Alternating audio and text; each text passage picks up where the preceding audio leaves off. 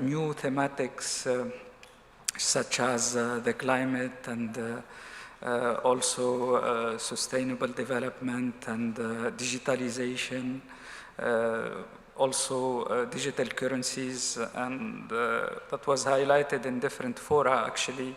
In the Parallel World Economic Forum happening also here in Riyadh, the first session was on digital currencies. So all of these are really factors and dimensions that impact the financial, Islamic financial system ecosystem that needs to be really tackled to move basically to a different gear to meet the demands in the market.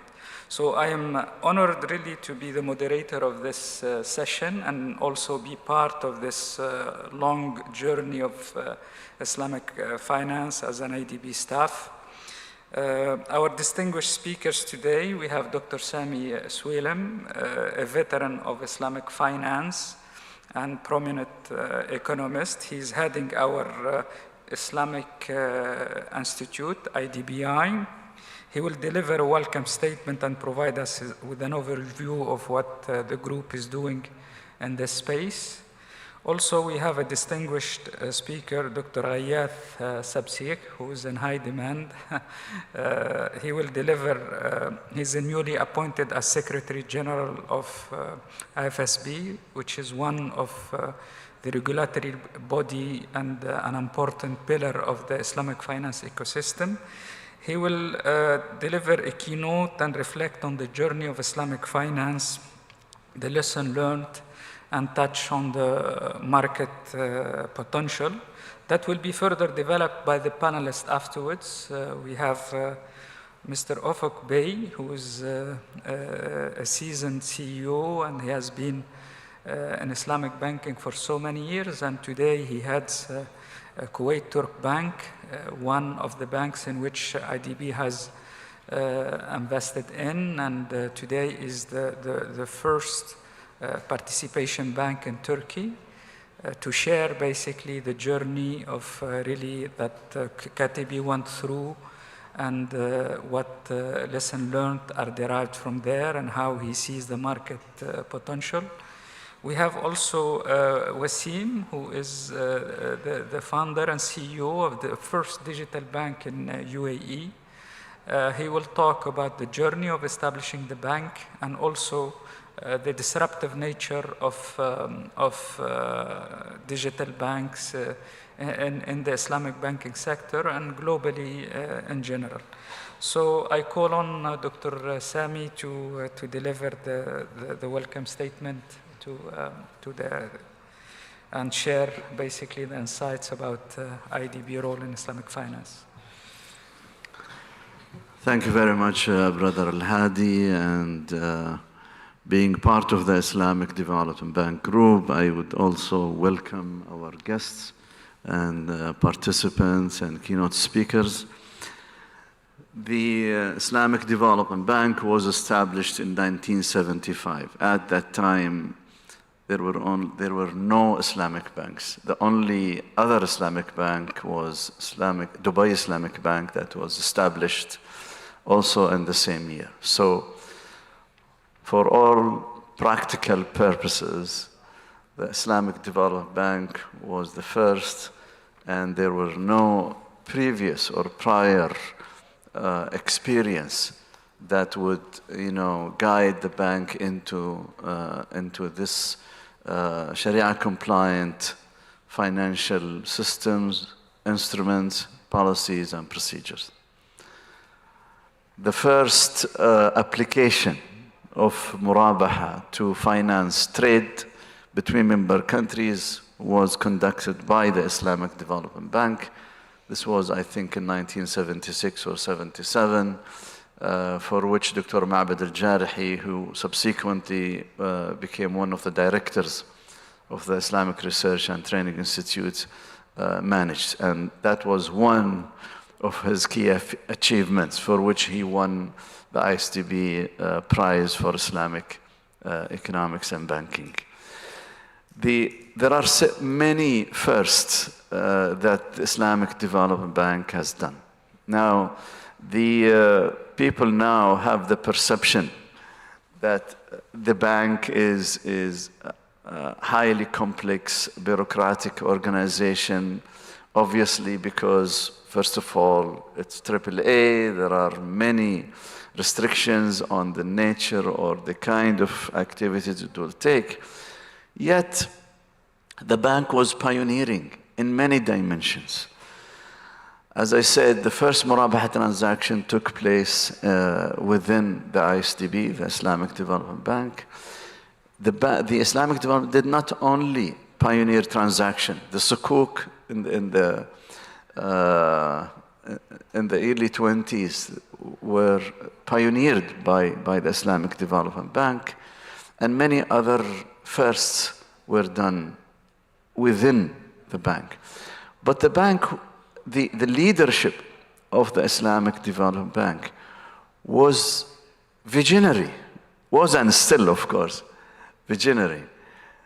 They created an ecosystem, as Brother Al-Hadi has indicated. So the infrastructure institutions, like for example, the accounting and auditing organizations of the Islamic financial institutions, was pioneered by the Islamic Development Bank and other partners, obviously.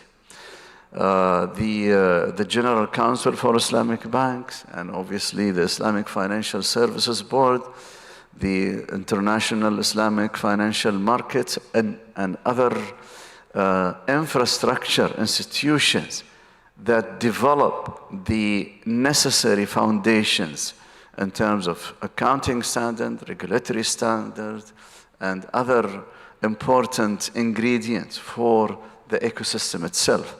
So the ISDB wasn't only pioneering in transactions, in products and instruments, but also in creating the industry.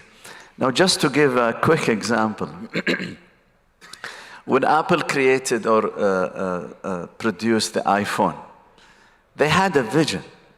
They, at the same time, created the App Store. Why? Because they wanted to create an ecosystem for the iPhone and subsequently for the iOS in general. That's a vision of creating an industry rather than simply creating a product. Now, there is another company that I will not mention its name. They want to do everything in-house. They want to own everything by themselves, and they want to have control over everything. These are two different approaches.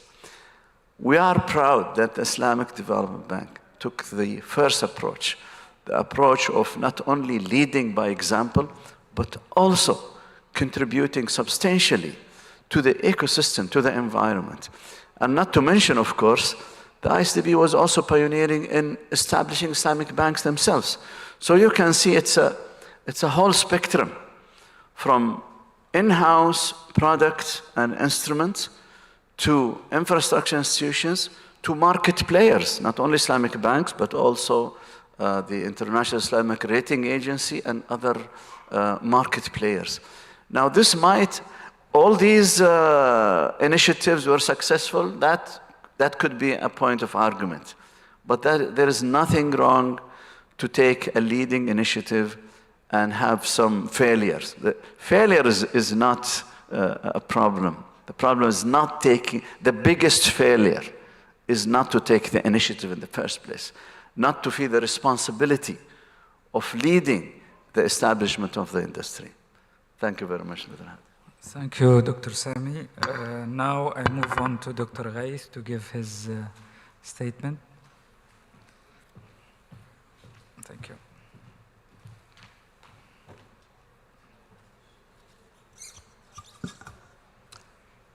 Your Excellencies, distinguished guests, ladies and gentlemen, our host, Dr. Salim, moderator and esteemed panelists, Assalamu alaikum wa rahmatullahi wa barakatuh, and good afternoon to all of you. It is both an honor and a great pleasure to be here today with you to commemorate a very significant milestone in the remarkable journey of the IDB. It is truly remarkable. So we gather here today to celebrate 50 years of unwavering, that's what I call unwavering commitment of the IDB to the development of the Islamic financial services industry. So congratulations to the IDB on its 50th anniversary. Congratulations to the IDB on its support in building up the Islamic finance industry, as we've seen. But this is also a moment of reflection on the remarkable progress achieved so far, but also on the challenges that lie ahead. The inception and development of Islamic finance over the last 5 decades has been a testament really to the resilience and adaptability of the industry. What began as a simple vision to align financial instrument with the beliefs of those who want financial instruments that are in conformity with Sharia. That was a simple vision. This has evolved into a very robust, dynamic, and fast-growing Islamic financial system that we have seen that is increasingly integrated into the global financial landscape.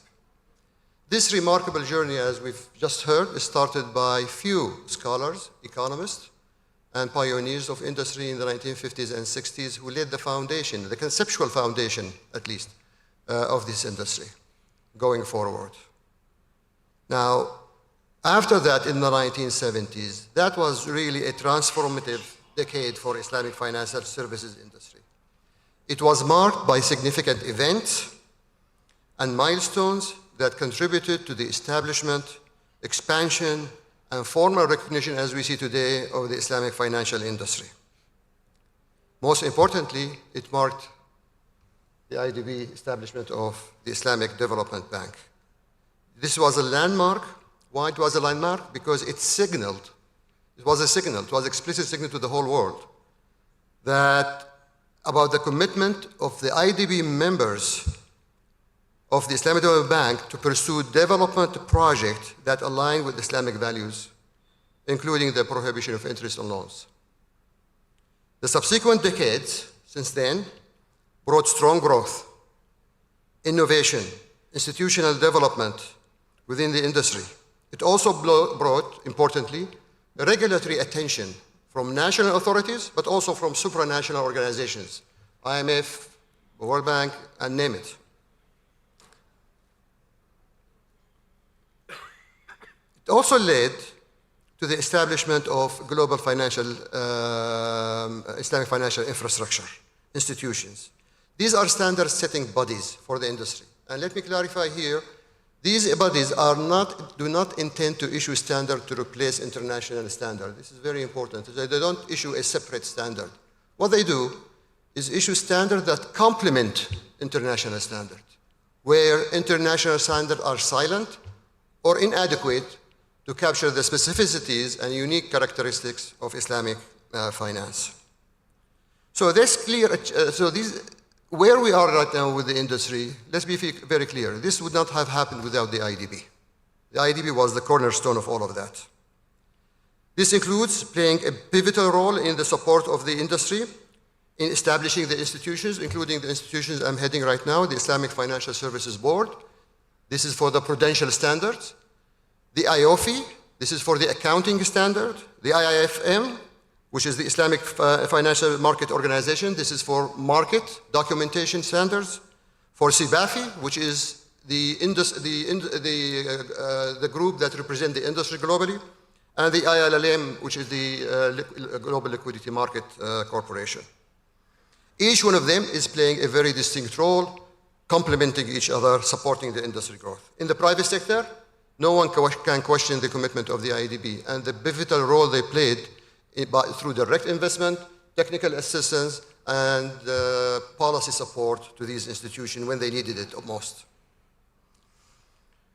Over these 5 decades, Islamic financial services industries has seen remarkable growth, evidenced by the proliferation of the institutions, the introduction of new products and services that are in line with Islamic financial principles, the adaptation of legal and regulatory regimes. This was clearly important across all jurisdictions to support the industry. But they also have witnessed significant development in terms of structures and markets.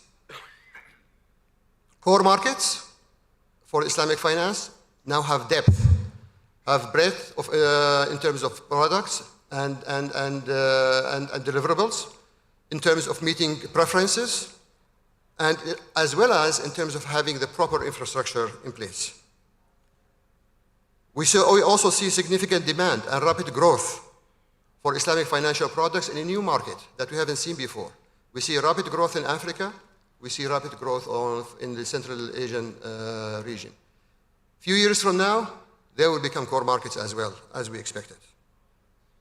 Now, the lessons, importantly, an important topic that we have seen significant progress on it is establishing what we call a level playing field for the Islamic financial institutions. They were undercut by not having the proper regulation to support them, but proper laws to support them. That has changed considerably over the years. Now, as we consider this journey over the past 5 decades, it's significant transformation. We have also to look at the lessons that we learned. The industry has demonstrated so far significant resilience during times of global financial crisis. Its ability to weather economic storms and maintain stability. However, this development has been uneven. We have concentration in core markets, less so in other markets. The implementation of standards, the changes of laws and regulations are not even. They vary quite a lot across jurisdiction. And this is an important challenge going forward. The lessons learned underscore the importance of strengthening and harmonizing national regulatory regimes, including by implementing the standard developed by the standard-setting bodies for the Islamic financial industry. These standard-setting bodies are your standard-setting bodies. If the authorities are not implementing them, they are not adopting them, they are undercutting their own industry, the growth of the Islamic financial industry in their own market. But it's important also to foster resilience and investors' confidence at the global level. Some challenges and gaps persist, and effort must be intensified to enhance consistency in the implementation of international standards, to foster consistent regulatory regimes and environment that support Islamic finance industry across jurisdictions. So this is while the growth has been remarkable, noteworthy, it is important to acknowledge opportunities and challenges that lie ahead. The industry holds significant potential to evolve into new markets against the backdrop of changing market dynamics, technological advancement, and shifting consumer preferences. However, these opportunities come with new challenges, particularly in managing emerging risks in financial stability. That include the prevailing macroeconomic and geopolitical environment, changing risk dynamics, and structural shifts brought about in the transition to digital economies and increased frequency of extreme climate events. All of those pose important challenges and potential risks. While the Islamic finance system has shown resiliency so far, we should not be complacent. It is critical to it is incumbent actually, on the industry and their regulators and supervisors to proactively manage potential risks and vulnerability and address remaining gaps. The joint effort of policymakers, regulatory and supervisory authorities, and financial institutions have laid the good ground going forward. However, more needs to be done to further strengthen the resilience. Risk management, in particular, having proper risk management framework going forward is critical. And as we deal with the complexity of uncertainty in the global economy, strong and well-functioning financial system, financial safety nets, and crisis preparedness are more crucial than ever. And that also applies for Islamic financial institutions. Very few countries have these safety nets for Islamic financial institutions in place. And that's a critical gap for the industry. So, to conclude, as we navigate this challenging environment, international cooperation and coordination are essential to manage disruption and foster financial stability.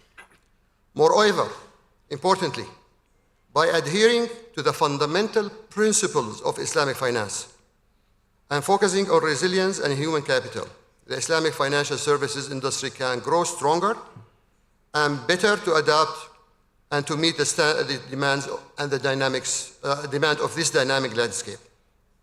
This will firmly ensure what we call, going forward, the mainstreaming of Islamic finance in the global financial system.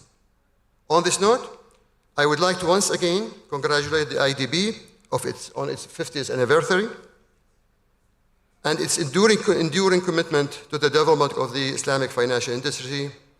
And I would like also to thank them for giving me this opportunity to address this distinguished audience. Thank you very much. Assalamu alaikum wa rahmatullahi wa barakatuh. Thank you, Dr. Ghaith. I think they are arranging a photo of the panel. Yes. So Dr. Ghaith traced basically the journey of Islamic finance and the challenges. We will take a group photo because he has to run to a session on the other side, and then we start the question panels. Thank you.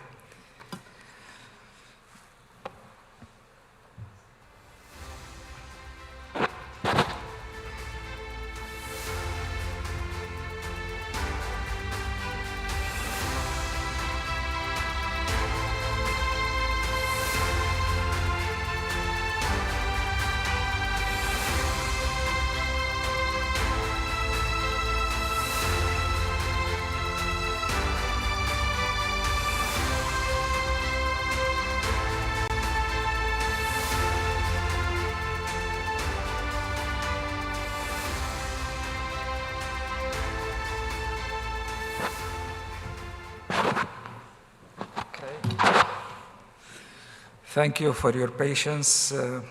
So we start now with the first round of questions to the panelists. I will start with first question to Mr.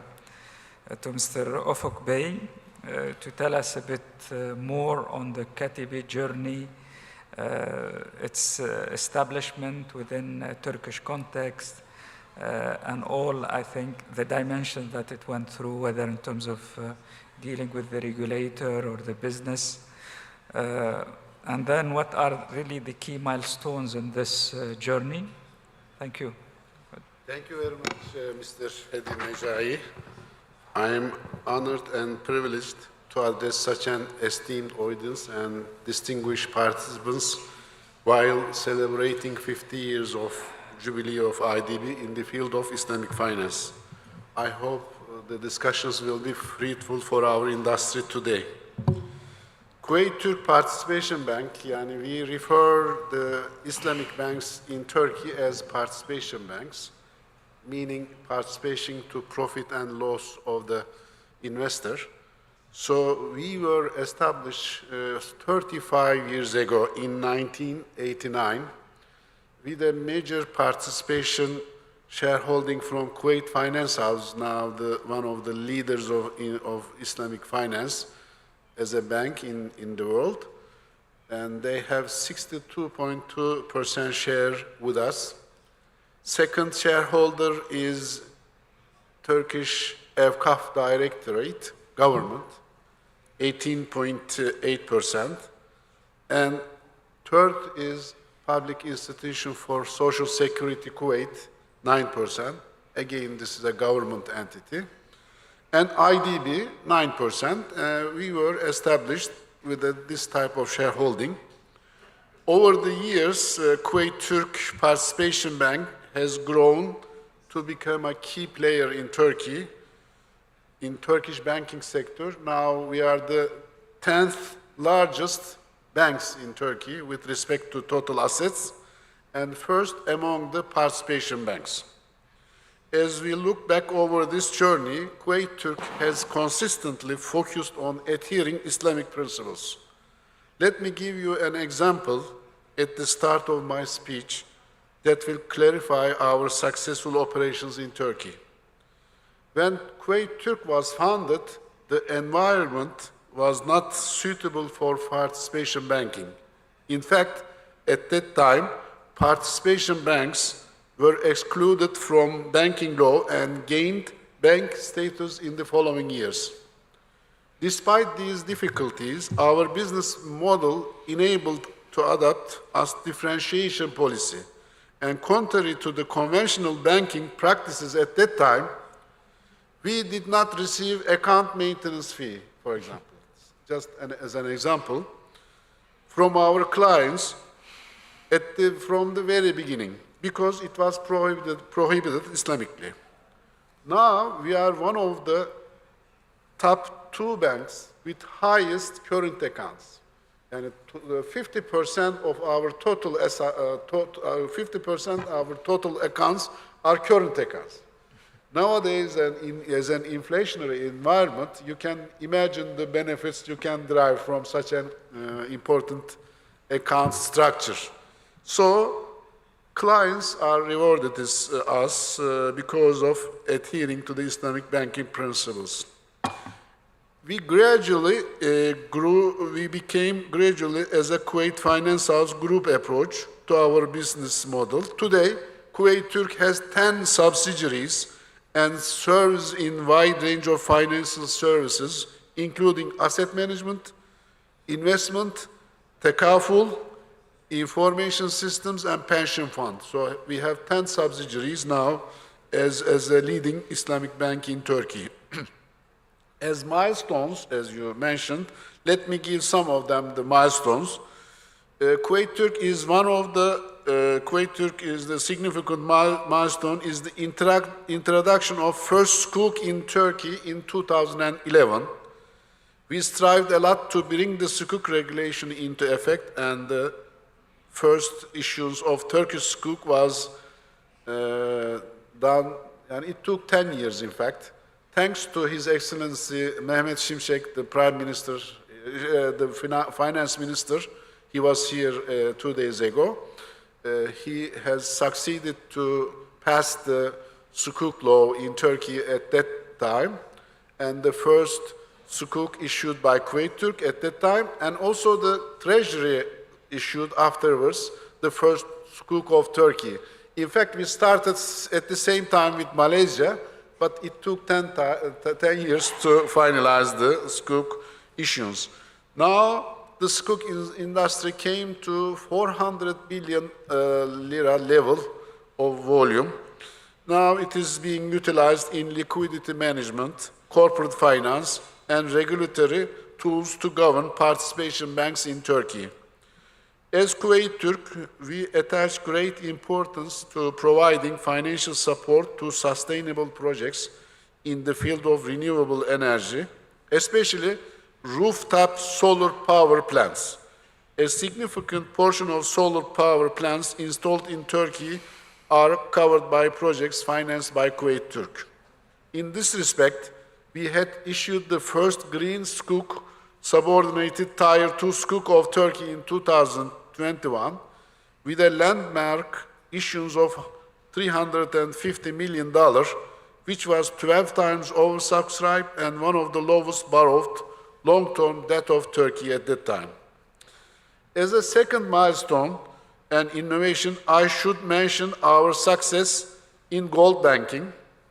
Understanding cultural importance of gold in Turkey, we developed services that let customers buy, sell, and save gold in ways that fit Islamic banking practices.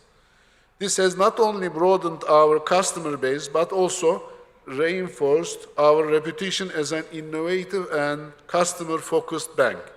During the last 10 years of its launch, we have brought into economic use nearly 30 tons of scrap gold. The positive feedbacks we have received from our customers, thanks to the services we provide in this field, shows that the strategy we have implemented was correct. I think these are enough for the milestones, just not to take too much time. Thank you, Ufuk Bey. Thank you. We will come back to follow-on question afterwards. Brother Mohammed Wasim, you were founder of the first digital bank in UAE. So these digital banks are perceived as disruptives of the industry. Also, I think they bring an opportunity as well at the same time, and a challenge really to perhaps upgrade and have a better customer experience as a customer of an Islamic bank. If you can just trace the journey of establishing such a bank and what are the key milestones with the audience. Thank you. Thank you, Brother Majai. I'm honored to be amongst the distinguished guests. I'll just give a brief history about the bank. I'm going to make it a bit entertaining, or more interesting. So the bank was established in 2021. It's regulated by the UAE Central Bank. The idea is to launch the first digital bank. And the experience started with the architectural design of the bank. The architecture is built around the application, unlike conventional banks, which is conventional banks are built around the core banking, and the core banking connects to other systems, then an omni-channel, and the omni-channel connects to the outside world through applications, internet banking, branches, ATMs, etc. So the bank was established through a digital platform that connects with the e-government. So we have in UAE the e-government, and we made opening of an account as easy as it could get. So it's 5 minutes. And the experience of that product, which is a simple opening of an account in 5 minutes and getting your card to be tokenized on your Apple Pay or Samsung Pay, made us reach to open a monthly of 15,000 accounts and reaching to 250,000 accounts in 2 years. That's 2.5 of the bankable universe, and accordingly being able to break even in 2 years, where Ernst & Young feasibility was estimating a 5 years break-even point. That's from the digital customer experience. It was definitely very easy to get the product. We had some challenges to start with.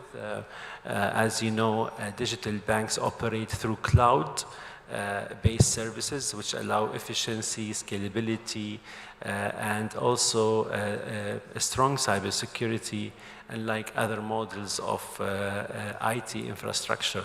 So we were the first to comply with NESA, which is the National Electronic Authority in the UAE.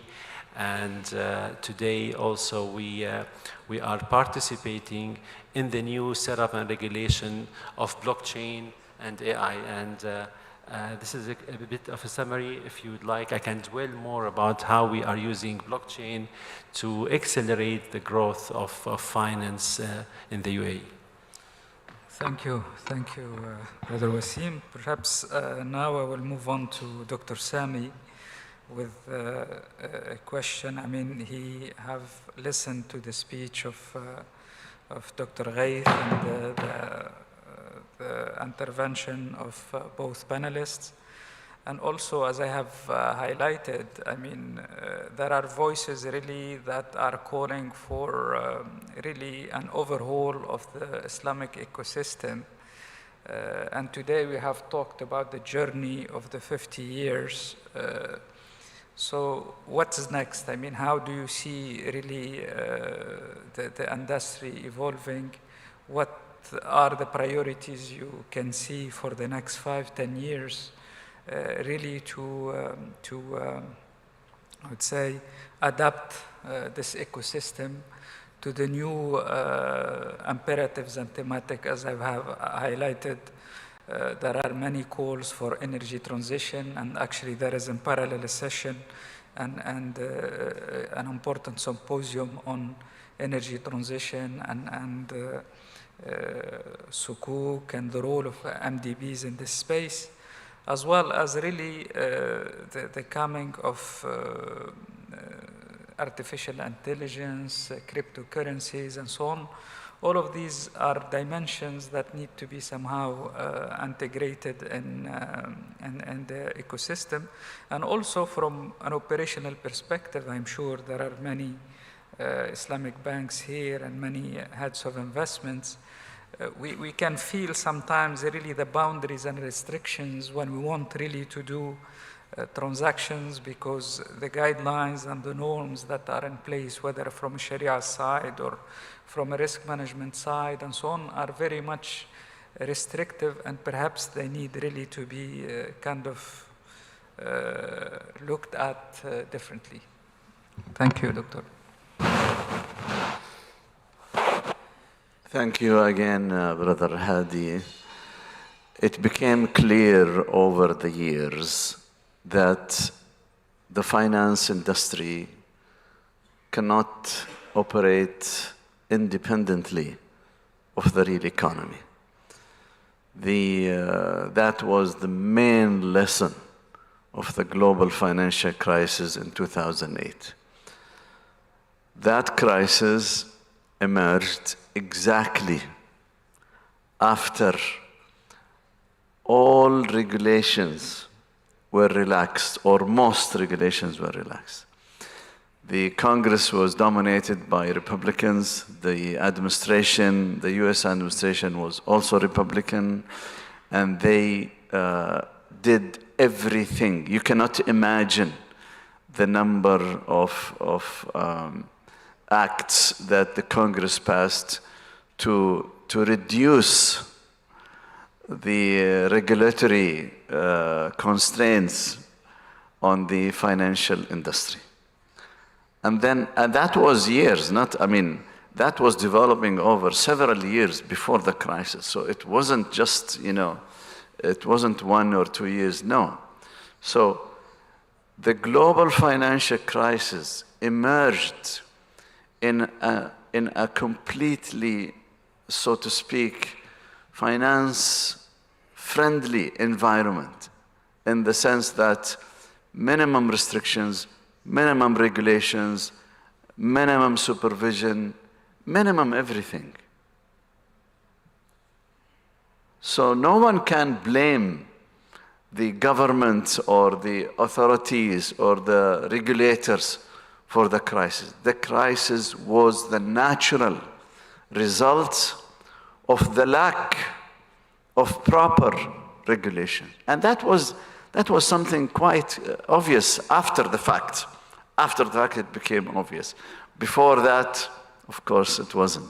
Everyone was, this, musical chair party, and when the CEO of, at the time, of Citibank was asked how long this bubble or this, mortgage, subprime mortgage bubble will go on. He said, well, as long as the music is on, we will keep dancing, and the music is still on. Until the music turned off, and then everyone rushed to find a chair, but there were too many people dancing and too little chairs, and obviously, and who paid the price? You cannot imagine. The ordinary citizens paid the price. People were evicted from their homes. Families were evicted from their homes to pay for those speculators. So it became clear that without proper integration between the financial sector and the real sector, a disaster will come again and again and again and again. Basel III reflects this fundamental direction. And if you read the document of Basel III, the first few pages, the first 2 pages, you think these 2 pages were taken out of an Islamic banking book. You cannot believe that, hey, Basel Committee wrote this. Basel Committee said banks should be serving the real economy. That became, now it became a universal principle. So all these developments, like the digital banking, cryptocurrencies, aim at closing the gap between the financial domain and the economic domain. That is the trend. Now, of course, you will find some deviations here and there, but that is the trend. So to the extent, and one important, or a few important aspects of this is transparency, governance. You have to be transparent to show where the money is going, what kind of activity this money is supporting. And that is obviously, all these are principles of Islamic finance. So, you see, if you think about it, simply money for money, okay, which is the riba contract or even gambling. Money for money means you don't know what was in between. Obviously, money cannot generate money by itself. It has to go somewhere through the economy in order to generate revenue, in order to pay the interest. But the contract would prevent the disclosure of where the money was used. So then, we are moving away from this. The cryptocurrency, for example, the Bitcoin was created as a reaction to the global financial crisis and how the banks were operating as, preventing the information from being available to the public. So, of course, we can debate about Bitcoin, but the concept of blockchain and the concept of using digital currencies to disclose the information, to decentralize the process, this is a revolution.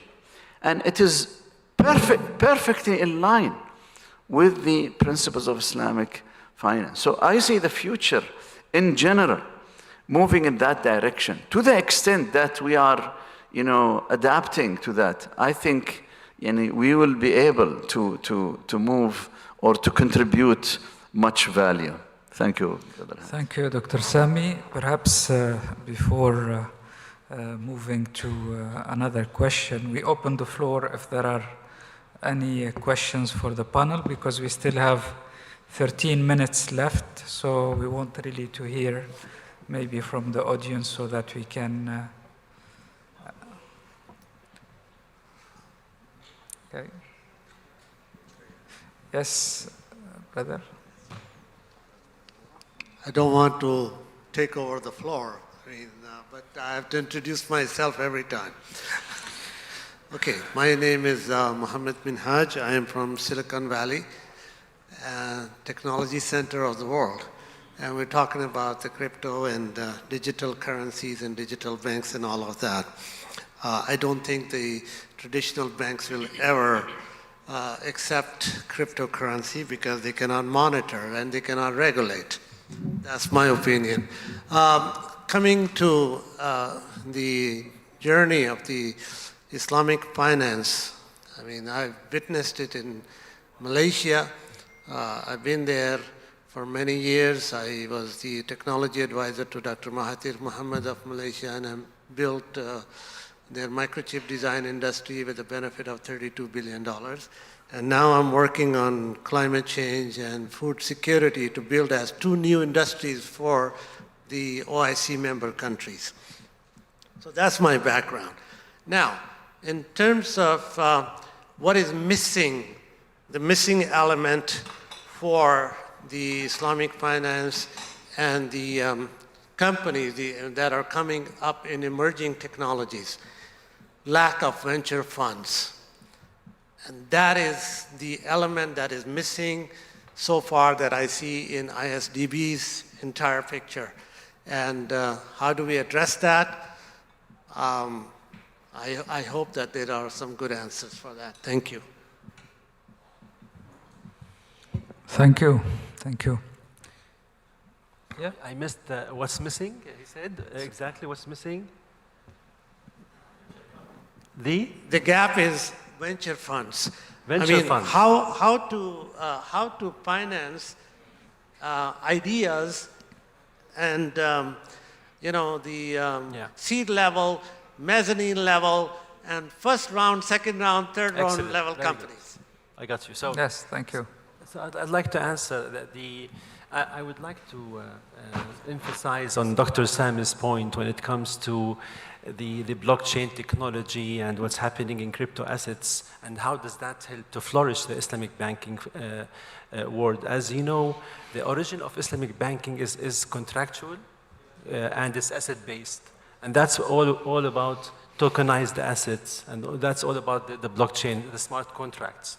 So we have built in the bank the first blockchain-based smart contracts to have, to even change and reshape the Islamic finance. I give you an idea. Today, banks, when you go and finance a car, first of all, you finance a car through ijara.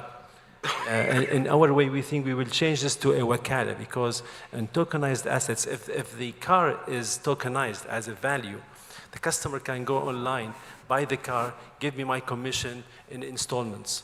So, and so on and so forth. So to get to the VC concept, I think it's very important to understand how we as Islamic banks embrace blockchain technology to get to the peer-to-peer. So the decentralized ledger will help definitely to get end users, the provider of cash or money, and the other side, the business or the accelerator. And that can only happen if you put both together using AI-based technologies and using accelerators away from banking systems, board members, committees, and all the cost. So I think you are right. VCs are missing. I think they're missing because of transparency and because of complexities. Once these are decentralized and once our tokenization happening, CBG says in 2030 we will have $60 trillion tokenized assets. And I think with simplified tokenized assets, this will accelerate VCs, will accelerate people to understand the tokens away from the bad cryptocurrencies like the Bitcoin, which has no real value and is affecting the economies in a negative way. I wanted to answer you in a different way, from a technology, from embracing blockchain, rather than focusing and getting money as a traditional VC. That's from my point of view. Thank you, Brother Wasim. Yes, Ufuk Bey, go ahead. Regarding the venture capital, yeah, this is a valid question. And in Turkey, for example, the Islamic banks started to fintechs, you know, there are fintechs, and for the finance of that, fintechs established some incubation centers. As Kuwait Turk, we have an incubation center, and we are investing in these type of new fintech companies through venture capital. Plus, there is Mudaraba and Musharaka developing nowadays. After long years, now the legislation is available, and now as Kuwait Turk, our Mudaraba and Musharaka activities increasing significantly. So there are venues for venture capital nowadays in Turkey also. Thank you, Ufuk Bey. And yes,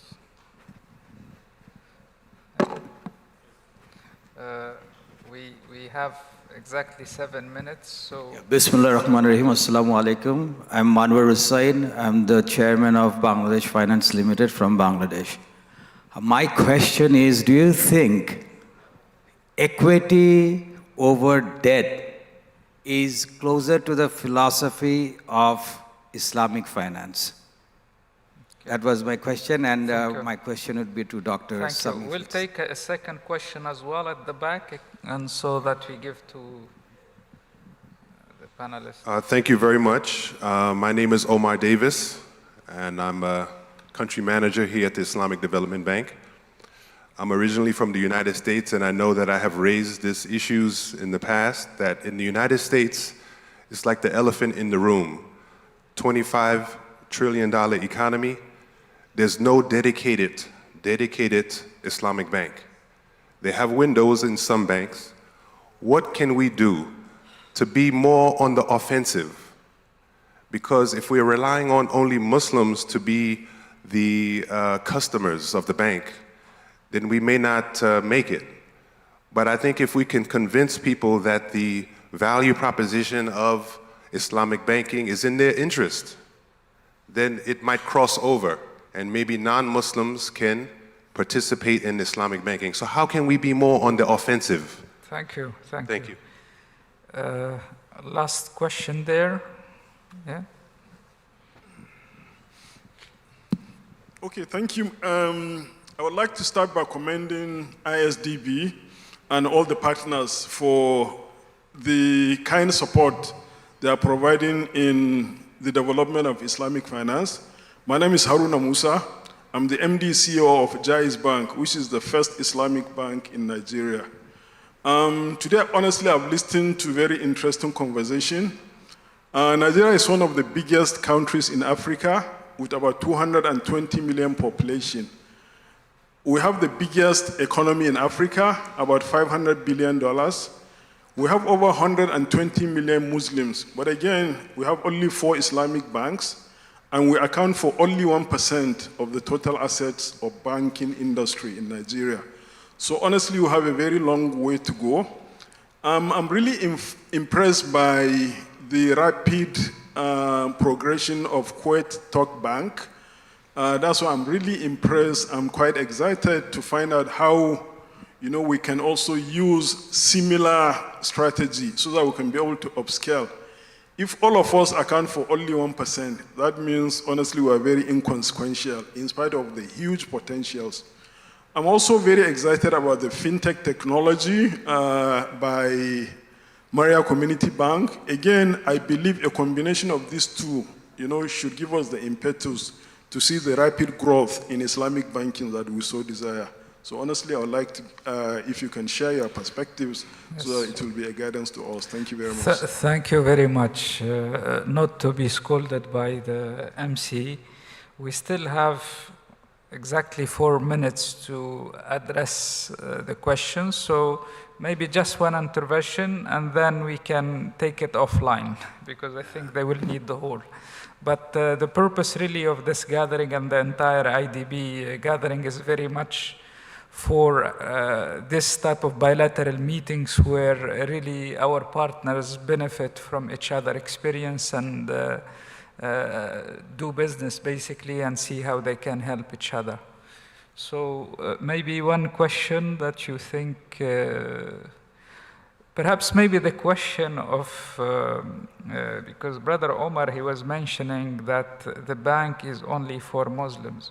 Actually, none of the bank is only for Muslims. And actually, all the banks that are established, they are universal. And you will be surprised, for instance, the bank in which we invested in Bosnia is very much a flagship bank that is dealing with all customers regardless of their faith. I mean, it's very much a customer experience. If you offer the right customer experience, people will come to you. Also, some of the biggest beneficiary companies of Islamic finance, so either trade and others, are actually non-Muslims in countries like Malaysia or others. So it's very much a universal model. It's only basically the regulation of it that has to respect the Sharia, but it's very much about ethical finance. It's very much inclusive, and that's really the branding of Islamic finance. So this is very much important. I don't know, Dr. Sami or any of you who wants to take one of the questions, because we have 2 minutes, and then we...